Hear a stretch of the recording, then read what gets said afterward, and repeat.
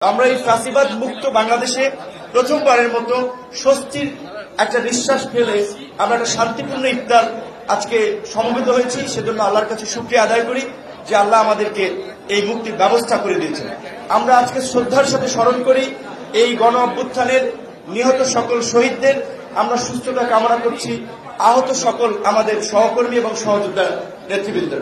আপনারা জানেন যে বাংলাদেশের অত্যন্ত একটা সংকটকালীন সময়ে যেখানে তরুণদের বড় একটা অংশ রাজনীতি বিমুখ ছিল, সেই সময় কিন্তু আমরা 2018 সালে কোটা সংস্কার আন্দোলন এবং নিরাপদ সড়ক আন্দোলন এর মধ্যে দিয়ে তরুণদেরকে কিছুটা রাজনৈতিকভাবে একটা সচেতনতার দিকে নিয়ে আসতে সক্ষম হয়েছিলাম, যার ফলে একটা ধারাবাহিক ছাত্র এবং তরুণদের আন্দোলন এবং রাজনৈতিক আন্দোলন সকলের সম্মিলিত প্রচেষ্টায় আমরা ফ্যাসিবাদ মুক্ত বাংলাদেশ পেয়েছি।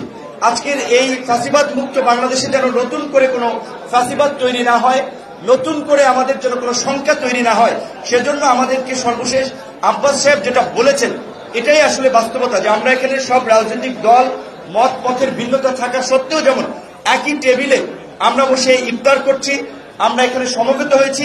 আগামীর বাংলাদেশের জন্য আমরা একইভাবে বিনির্মাণ করতে পারি, একসাথে কাঁধে কাঁধ মিলিয়ে চলতে পারি, আমাদের সেই চিন্তা করা উচিত। আজকের এই রাষ্ট্র সংস্কারের যে আমরা আলোচনা করছি বা রাষ্ট্র সংস্কার যে আওয়াজ উঠছে, রাষ্ট্র সংস্কারের অংশ হিসেবে বাংলাদেশের গণতান্ত্রিক উত্তরণ জরুরি। গণতান্ত্রিক উত্তরণে একটা নির্বাচন এই মুহূর্তে খুবই অতীব জরুরি হয়ে পড়েছে। নির্বাচন নিয়ে নানান ধরনের সংকট এবং শঙ্কা তৈরি হয়েছে। আমরা আশা করি প্রধান উপদেষ্টা ডিসেম্বরের মধ্যে নির্বাচন দেওয়ার যে অঙ্গীকার করেছেন, ডিসেম্বরের মধ্যে আমরা একটা সুষ্ঠু নিরপেক্ষ নির্বাচনের মধ্যে দিয়ে আমরা বাংলাদেশের নতুন দিগন্তের পথে আমরা হাঁটতে সক্ষম হব।